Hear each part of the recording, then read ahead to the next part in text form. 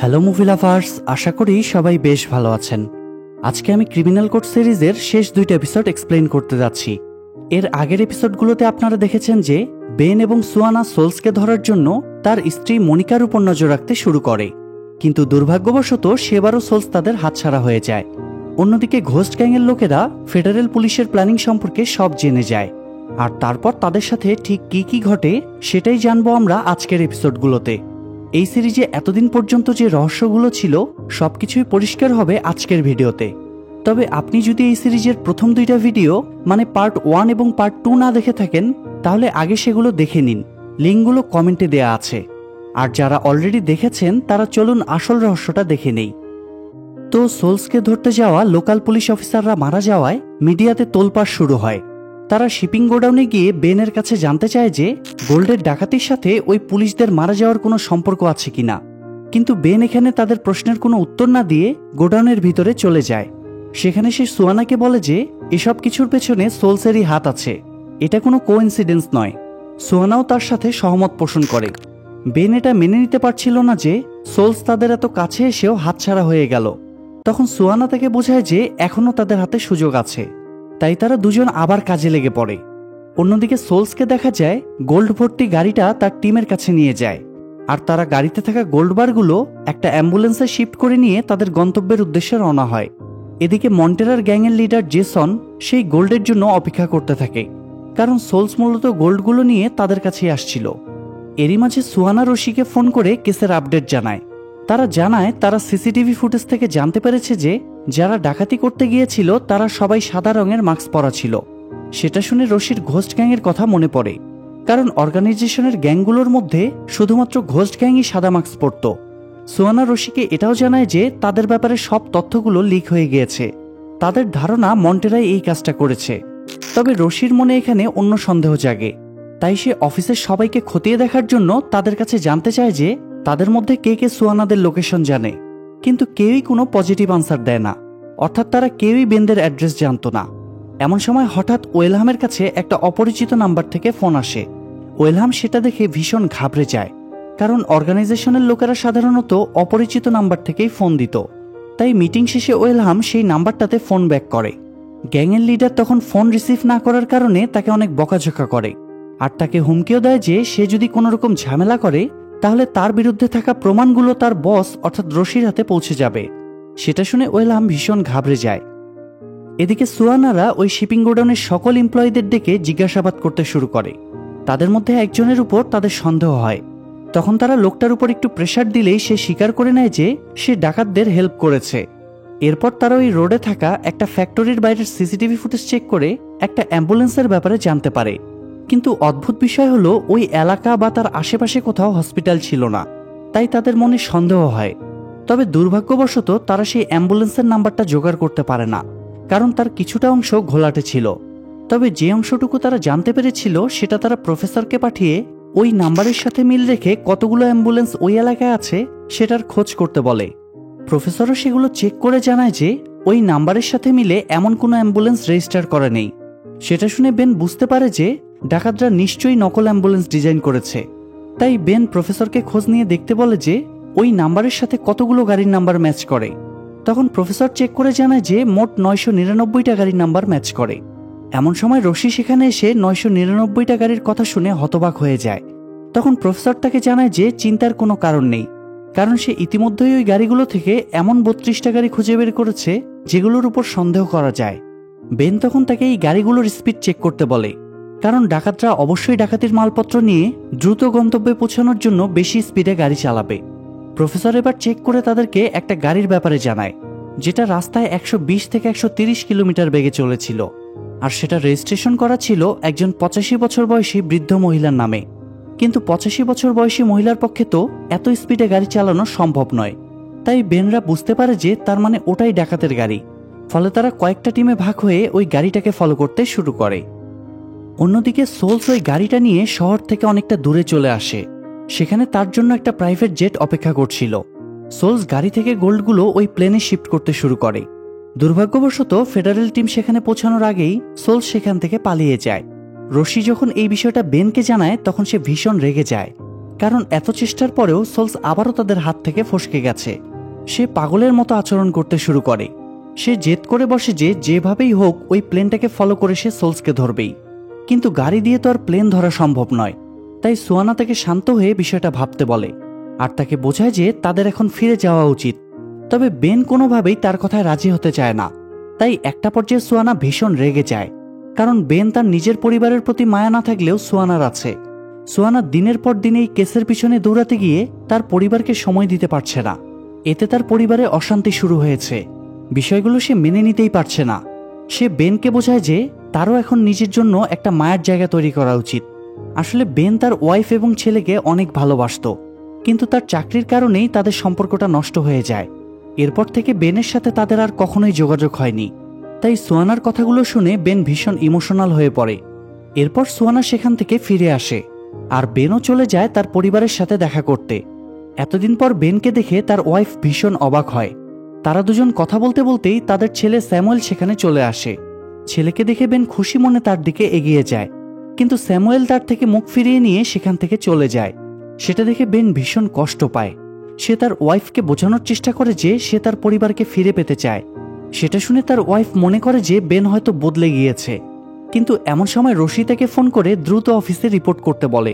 তাই বেন তাড়াহুড়া করে সেখান থেকে বেরিয়ে যায় আর তার ওয়াইফ বুঝতে পারে যে বেন আসলে একটুও বদলায়নি। অন্যদিকে সুয়ানা বাড়িতে ফিরে তার বাচ্চার সাথে খেলা করছিল। এরই মাঝে তার হাজব্যান্ড ফার্নান্দো সেখানে চলে আসে।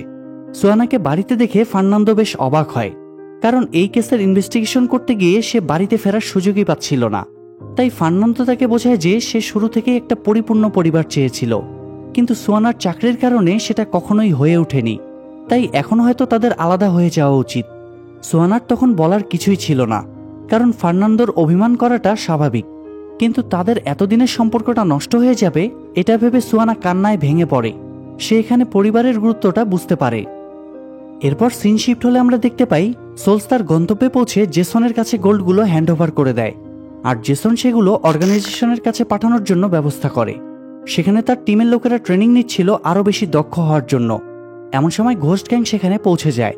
তখন আইজ্যাকের ভাই গ্যাবি তাকে প্রশ্ন করে যে তাদের এই স্পেশাল ট্রেনিংয়ের প্রয়োজন কি। তখন আইজ্যাক জানায় যে তারা যে কাজটা করতে যাচ্ছে তার জন্য তাদের আরও দক্ষ লোকের প্রয়োজন। সেখান থেকে স্পষ্ট বোঝা যায় যে তারা এবার নিশ্চয়ই বড় কোনো মিশনে নামতে যাচ্ছে। আরেকদিকে রশি তার টিমকে জানায় যে মন্টেরার মাধ্যমেই হয়তো ডাকাতরা পুলিশের ব্যাপারে সব তথ্য পাচ্ছে। সেটা শুনে ওয়েলহাম একটু নিশ্চিন্ত হয়, কারণ তাকে তো আর সন্দেহ করা হচ্ছে না। অন্যদিকে মন্টেরা কোনোভাবে এটা জানার চেষ্টা করছিল যে ডাকাতদের নেক্সট প্ল্যান আসলে কি, কিন্তু ডাকাতদের নিয়ম ছিল যে শুধুমাত্র লিডাররাই ওই প্ল্যান সম্পর্কে জানতে পারবে। তাই মন্টেরা শত চেষ্টা করেও সেখান থেকে কোনো তথ্য পায় না। এরই মাঝে সেখানে অন্য একজন পুলিশ অফিসার চলে আসে যে কিনা অর্গানাইজেশনের হয়েই কাজ করত। মন্টেরাকে দেখা মাত্রই লোকটা চিনে ফেলে। তখন মন্টেরা আর কোনো উপায় না পেয়ে বাইক নিয়ে সেখান থেকে পালাতে শুরু করে। তখন জেসনের লোকেরাও তাকে মারার জন্য ধাওয়া করতে শুরু করে। এরপর সিন শিফট হলে আমরা দেখতে পাই রশি তার টিমের সাথে বসে গল্প করছিল। সেখানে বেন জানতে চায় যে মন্টেরাকে আসলে সাসপেন্ড করা হয়েছিল কেন। তখন রশি তাদেরকে মন্টেরার গল্প শোনাতে শুরু করে। মূলত সে আগেও 2 বছর যাবৎ গ্যাংদের অর্গানাইজেশনে আন্ডারকভার পুলিশ হিসেবে কাজ করেছে। তখন সে অর্গানাইজেশনের রাঘব বোয়ালদের সাথে দেখা করার এবং কথা বলারও সুযোগ পায়। কিন্তু একদিন প্লিনিও নামের একজন আন্ডারকভার পুলিশ অর্গানাইজেশনের হাতে ধরা পড়ে। সেও অনেকদিন ধরে তাদের সাথে কাজ করছিল। লোকটা ধরা পড়ার পর গ্যাংয়ের লোকেরা তাকে প্রচুর মারধর করে, আর ঘটনাক্রমে তাকে খুন করার দায়িত্ব পড়ে মন্টেরার উপর। তবে মন্টেরা কাজটা করার জন্য প্রস্তুত ছিল না, আবার তার কাছে আর কোনো উপায়ও ছিল না, কারণ সে যদি ওই পুলিশ অফিসারকে না মারে তাহলে তাকেই মরতে হবে। এরপরও সে কোনোভাবেই ওই পুলিশ অফিসারকে মারতে রাজি হচ্ছিল না। তখন গ্যাংয়ের লোকেরা তাকে বারবার জোর করতে থাকে এবং একটা পর্যায়ে সে বাধ্য হয়ে গুলি চালিয়ে দেয়। ফলে প্লিনিও সেখানেই মারা যায়। তবে মন্টেরা বিষয়টা মেনে নিতে পারে না। সেই সাথে তার মনে ভয়ও চলে আসে যে তাকেও হয়তো একদিন এভাবেই মরতে হবে। তাই সে কাউকে কিছু না জানিয়ে সেখান থেকে পালিয়ে যায়। আর পরবর্তীতে ওই পুলিশ অফিসারকে খুন এবং না জানিয়ে ক্রাইম সিন থেকে পালিয়ে যাওয়ার কারণে তাকে পুলিশ ডিপার্টমেন্ট থেকে সাসপেন্ড করা হয়। তবে আগে যেহেতু সে ভিন্ন পরিচয়ে ভিন্ন গ্যাংয়ের সাথে কাজ করত, তাই এবার যখন সে নতুন পরিচয়ে নতুন গ্যাংয়ে জয়েন করে তখন তারা কেউই মন্টেরাকে চিনতে পারে না। যাই হোক, এদিকে মন্টেরাকে দেখা যায় ওই লোকগুলোর হাত থেকে বাঁচার জন্য বাইক নিয়ে একটা নদীর পাড়ে চলে আসে। সেখানে সে সুযোগ বুঝে ওই লোকগুলোকে গুলি করে মেরে ফেলে। লোকসংখ্যা কম হওয়ায় তার জন্য বিষয়টা বেশ সহজ ছিল। তবে এরই মাঝে জেসনের আরও কিছু লোক সেখানে পৌঁছে যায়। তখন মন্টেরা আর কোনো উপায় না পেয়ে স্পিডবোট নিয়ে দ্রুত সেখান থেকে পালিয়ে যায়। তবে যাওয়ার আগে যাদেরকে সে মেরে ফেলেছে তাদের মধ্য থেকে একজনের ফোন নিয়ে যায়। এদিকে আইজ্যাক তার টিমকে বলে যে তাদের এখন নিজেদের আস্তানা ছেড়ে হোটেলে থাকা উচিত, কারণ যে কোনো সময় পুলিশ তাদের আস্তানা এসে অ্যাটাক করতে পারে। তখন বাকিরা তার কথা মেনে নিয়ে হোটেলে থাকতে চলে যায়। এরপর সিন শিফট হলে আমরা দেখতে পাই রশি অফিস থেকে বাড়ি ফিরে দেখে মন্টেরা তার বাড়ির সামনে দাঁড়িয়ে অপেক্ষা করছে। তাকে দেখে রশি একটু অবাক হয়। তখন মন্টেরা তাকে জানায় যে সে ডাকাতদের কেসের ব্যাপারে কিছু গুরুত্বপূর্ণ তথ্য দিতে এসেছে। রশি তখন অবাক হয়ে প্রশ্ন করে যে সে অপারেশন হেডকে না জানিয়ে তাকে কেন জানাতে এসেছে।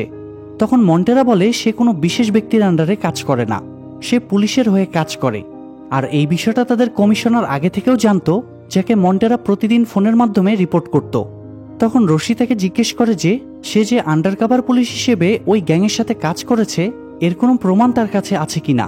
তখন সে ওই গ্যাংয়ের লোকটার কাছ থেকে পাওয়া ফোনটা রশিকে দিয়ে দেয়, সেই সাথে নিজের ফোনটাও দিয়ে দেয়, কারণ তার ফোনটায় সে ডাকাতদের কথাগুলো রেকর্ড করে রেখেছিল। রশি তখন তার কাছ থেকে ডাকাতদের পরবর্তী প্ল্যান সম্পর্কে জানতে চায়, কিন্তু দুঃখের বিষয় মন্টেরা নিজেও এই ব্যাপারে কিছুই জানত না। তবে সে রশিকে এটা জানায় যে ডাকাতরা এবার অনেক বড় কিছু করতে চলেছে। এটা বলে মন্টেরা সেখান থেকে চলে যায়। তো পরদিন অফিসে গিয়ে রশি তার টিমের সাথে মন্টেরার বিষয়টা আলোচনা করে। তবে বেন তার কথা বিশ্বাস করতে চায় না, কারণ সে কখনোই মন্টেরার উপর বিশ্বাস করত না। কিন্তু সুয়ানা তখন তাকে বোঝায় যে তাদের মন্টেরার উপর বিশ্বাস করা উচিত, কারণ এর আগেও সে সোলসকে ধরার জন্য নিজের জীবন বাজি রেখে বেনদের সাহায্য করেছে। সে এটাও জানায় যে টারকাওয়ের মিশনে একটা মাস্ক পরা লোক ডাকাতদের হাত থেকে তাকে প্রাণে বাঁচায়। লোকটার চোখ দেখে সুয়ানার পরিচিত মনে হয়েছিল, হয়তো সেও মন্টেরাই ছিল। যাই হোক, অনেক তর্ক বিতর্কের পর একটা পর্যায়ে তারা সিদ্ধান্ত নেয় যে তারা মন্টেরাকে বিশ্বাস করে সেই অনুসারে এগোবে। এরপর রশি মন্টেরাকে ফোন করে জানায় যে তার দেওয়া ইনফরমেশন অনুযায়ী তারা কাজ করবে, কিন্তু সেটার জন্য তাকে অপারেশন হেডের পারমিশনের অপেক্ষা করতে হবে। তখন মন্টেরা রেগে গিয়ে বলে ওঠে এটা কোনোভাবেই সম্ভব নয়, কারণ ডাকাতরা অলরেডি তাদের কাজ শুরু করে দিয়েছে। এটা বলেই সে ফোনটা ছুঁড়ে ফেলে দেয়। এদিকে ওয়েলহাম ভিন্ন পরিচয়ে একটা হোটেলে গিয়ে ওঠে, কারণ তাকেও এবার ডাকাতদের সাথে মিশনে নামতে হবে। এরপর সিন শিফট হলে আমরা দেখতে পাই সুয়ানারা কাগজে লেখা একটা বাইবেলের আয়াত নিয়ে ডিসকাস করছে, যেটা তারা ক্রাইম সিন থেকে উদ্ধার করেছিল। ওই আয়াতটার মাধ্যমে বোঝানো হচ্ছিল যে কোনো একজন ব্যক্তি অপ্রত্যাশিত সময়ে এসে পৌঁছাবে, কিন্তু সুয়ানারা বুঝে উঠতে পারছিল না যে ওই কথাটার মাধ্যমে ডাকাতরা কি বোঝাতে চেয়েছে। তবে পরে তারা বুঝতে পারে এটা আসলে একটা কোড ছিল। এদিকে মন্টেরা যে অডিওটা রেকর্ড করেছিল সেটার অবস্থাও ভালো ছিল না যে সেখান থেকে বিশেষ কোনো তথ্য বের করা যাবে। তারা ধারণা করে ডাকাতরা এবার হয়তো আরো বেশি লোক নিয়ে ডাকাতি করবে, কিন্তু তারা সেই ডাকাতিরও কোনো ক্লু খুঁজে পাচ্ছিল না। তবে অনেক গবেষণার পর তারা বুঝতে পারে ডাকাতরা কিছু পুলিশ স্টেশনের ব্যাপারে রিসার্চ করছিল। এরপর আরও একটু মাথা ঘামানোর পর তারা আসল রহস্য উদ্ঘাটন করতে পারে। আসলে ডাকাতরা মূলত প্যারাগুয়ের একটা রিহ্যাব সেন্টারে আক্রমণ করার প্ল্যান করছিল, যেখানে দেশের বড় বড় অপরাধীদেরকে রাখা হয়, আর সেখানে অর্গানাইজেশনের মেইন মাস্টার মাইন্ড অর্থাৎ অ্যাম্বাসেডর বন্দী ছিল। আসলে অর্গানাইজেশনের লোকেরা যখন বিভিন্ন গ্যাংকে যুক্ত করে ডাকাতির প্ল্যান করতে শুরু করে, তখন অ্যাম্বাসেডরের সাথে তাদের একটা চুক্তি হয়। সেটা হলো সে ডাকাতদেরকে ভালোভাবে তাদের কাজ করার জন্য সব রকম সাপোর্ট দেবে, আর তার পরিবর্তে তারা তাকে ওই রিহ্যাব থেকে মুক্ত করবে। কিন্তু সমস্যা হচ্ছে সেখানকার সিকিউরিটি এতটাই কঠোর যে সহজে কেউ সেখানে ঢুকতেই পারবে না। তাই ডাকাতরা এতদিন যাবৎ ওই লোকটাকে বের করার প্ল্যানই করে যাচ্ছিল। আর মাঝখানে তাদের ডাকাতিগুলো ছিল তাদের এক প্রকার ট্রেনিং, এবং তারা যে টাকাগুলো অর্গানাইজেশনকে দিয়েছিল সেটা মূলত অর্গানাইজেশনের কাজগুলো সঠিকভাবে মেনটেন করার জন্য। যাই হোক, পুরো বিষয়টা বুঝতে পারার পর রশি তার টিমকে নিয়ে ওই রিহ্যাবের উদ্দেশ্যে রওনা হয়, কারণ মন্টেরা তো বলেছিল যে ডাকাতরা অলরেডি তাদের কাজ শুরু করে দিয়েছে। সেখানে যাওয়ার পথে বেনরা রশির সাথে এটা নিয়ে ডিসকাস করছিল যে মন্টেরা যদি তাদের তথ্য লিক না করে থাকে তাহলে করলোটা কে।